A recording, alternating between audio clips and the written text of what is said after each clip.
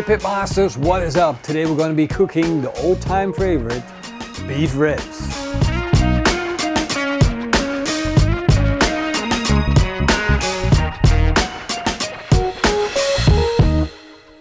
The first thing that we're going to do is fire up our barbecue. I got my Kamado Joe Classic here. We're going to fill it up with charcoal, set it up for indirect heat with a chunk of smoke wood and set it to 110 degrees Celsius. For our meat we got these Dutch beef ribs, and that is a first for me. The cows which produce the beef ribs have been grown and raised in the Netherlands, so that's kind of cool, right? Our own beef ribs. Dutchy beef ribs. The way it's cut is kind of weird. They're not straight at the end, and this might be something they want to leave out in the future. A broken bone. I'm gonna cut off this broken bone. There we go. Going to cut off this end and make it beautifully square. And now we got good looking beef ribs. Nice and cleaned up, nice and straight. All it needs is some flavor to go with it. What are you going to do with that? I think I'm gonna use it for like a stew or a soup or something. That's the best idea. We got a lot of fat on there, a lot of bone marrow. But we gotta focus on making our rub. And since we've got all these spices, why not use them? We got paprika powder, onion powder, curry powder, sugar, of course, chipotle powder, white pepper, black pepper, salt of course. Marshall, we got also the Trinidad scorpion. No, right? no. No? No, okay. Never again. Of course our garlic, you can't forget about our garlic. I'm going to use all this to make a delicious barbecue rub. We're going to use 2 tablespoons of salt, 1 tablespoon of black pepper, half a tablespoon of white pepper, 1 teaspoon of garlic powder, 1 tablespoon of paprika powder, 1 tablespoon of curry powder, 1 teaspoon of chipotle chili powder, and 1 tablespoon of sugar. Now we're going to mix that all up and our rub is done. I can't help myself, I just want to try it. Even though it doesn't make any sense because it's going to taste completely different when it's on the meat, but you know, I just love tasting. Ooh, the pepper and the chipotle is it's definitely there. Let's put it on our beef and well, smoke it and see what it tastes like. Put a little bit of olive oil on our beef ribs. We'll sprinkle on our barbecue rub, press it down. Time to put our beef ribs on the grill.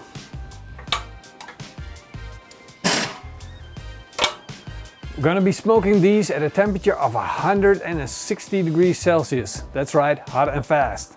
Let's see if we can get a crispy bark on these Dutch beef ribs. While we wait for our beef ribs to be done, we're going to work on our barbecue sauce. And I know it's quite hot right now, but we're going to fire up our little stove to make this barbecue sauce. I'm going to be burning some of the logs that were donated by the people in the live stream. Thank you guys. Beavis and Butthead was your age, eh? I grew up with Beavis and Butthead. Fire, fire. Now it's time to sauce things up. Oh, please don't do that a lot. It's still funny. I'm going to go, oh, it's not going to be a Beavis and Butthead episode.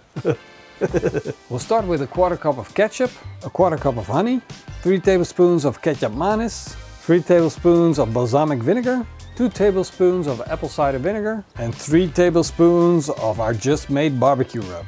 Mix that all up, place it on the fire and wait for that syrupy bubble. Our beef ribs have been smoking for an hour. We want to check on them, see if they picked up a good bit of color. We got a beautiful amount of color, the fat is rendering down, we got some mahogany on there. But I want to wrap them in foil because we got some dark spots and we want to prevent the outside from burning. Oh, the smell. Oh, it's amazing. We'll put these beef ribs back on the grill and let them cook until they reach a core temperature of 92 degrees Celsius. So we gotta wait again. Your pepper plant. Yes. I think it's dying. Dying? No, it's not dying. It's getting a little bit dried from the little stove, but it could do with a little water. We gotta make sure it lasts a long time. 12, 13, 14. We got 14. Time to check on our beef ribs and see if they're done.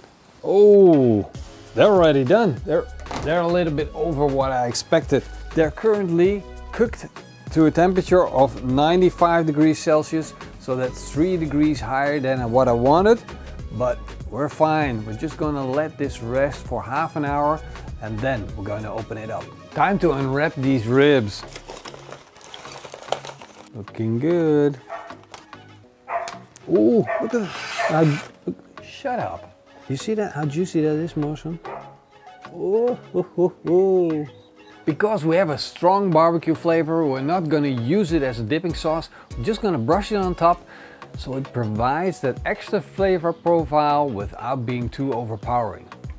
It's time for Beta Loco to finish the job and slice open our beef ribs. Soft and tender. Wow. Look at that. Look at these beef ribs, man. The fat rendered down perfectly and we got the beautiful smoke ring. I bet you this is gonna be tasty. Eating a beef rib like this always makes me smile. Look at that color. Man, I'm such a lucky guy. Oh wow. One more bite. You definitely get that smoke profile, the juiciness of the beef ribs that we're so much looking for. It didn't get as much crust as I was hoping for, but still, they turned out perfectly. And the barbecue sauce, it's really strong, but it goes well with these beef ribs because it balances out the whole strong beef flavor and the heaviness of the beef ribs. I would say this is not bad for my first beef ribs, which were grown and butchered in the Netherlands. Turned out absolutely fantastic. Great results, great looks. Really, really good. I enjoyed a lot. You want to try some as well, Marcel? Just a little bit. Yeah. So I'll just give you one rib. Could you consider that as just a little bit? Are you done yet? No. There's our tasty beef ribs. Beef ribs, you can't almost never go wrong with beef ribs. So you definitely want to try this. And this recipe is one to try as well. Just make sure you just brush on the barbecue sauce, don't use it as a dipping sauce, way too powerful. I hope you guys enjoyed this video, and if you did, leave me a big thumbs up and a comment down below. And I want to say a special thank you to all of my patrons and YouTube members. You guys freaking rock. Hope to see you guys next time. Until then, eet smakelijk and keep on grilling.